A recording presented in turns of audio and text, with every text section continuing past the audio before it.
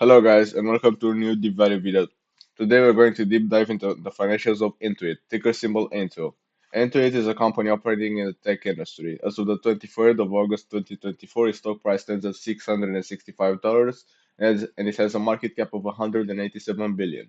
Moving on to some key valuation metrics, the company's price to earnings ratio is 40.3, while its price to cash flow ratio is 35.3. Now let's take a closer look at the company's growth over the past 5 years. We can see that its revenue has grown by 111.7%, while its bottom line has increased by 53.1%. In terms of earnings per share, there has been a growth of 78.8%. However, it's important to know the change in the number of common shares outstanding, which stands at 284 million, reflecting a 7.5% change. Additionally, the interest coverage ratio is 15.1, suggesting the company's ability to meet its interest obligations comfortably. Next, let's move on to the balance sheet, starting with the quick ratio, which is calculated by dividing current assets minus inventory by current liabilities. We see that it stands at 1.26. This ratio helps us understand the company's short-term liquidity position. Looking at the long-term debt to equity ratio, we find it at 0.38 and the overall debt to equity ratio at 0.16. Now let's transition to the cash flow statement. Cash from operations is 5.05 billion, reflecting a change over the past 5 years of 117.1%. Meanwhile, cash from investing activities is 353 million, showing a change of 171%. Furthermore, cash from financing activities is minus 4.27 billion, showing a change of 342% over the same period.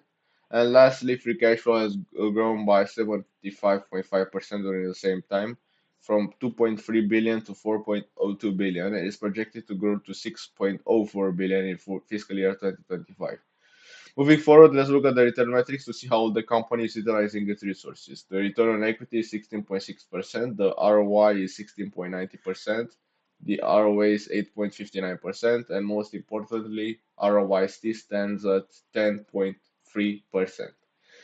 Finally, let's find the acceptable buy price. The first method is conducting a DCF analysis. By using a discount rate of 10%, a revenue growth rate of 11.5% for 10 years, and a perpetuity growth rate of 3.5%, we get a fair value of $475.7. Secondly, using a multiple of valuation of 20 times trailing 12 months price to earnings, operating cash flow, and 25 times trailing 12 months free cash flow, we get a fair value of $335.5. Thirdly, the analyst price target is $722. Putting it all together, we get an intrinsic value of $511.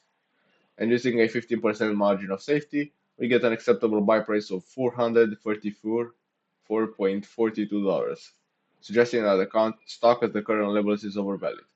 To wrap up my analysis, I rate INTUIT as a sell. Personally, I consider investing in it only if its price drops to sub 450 levels.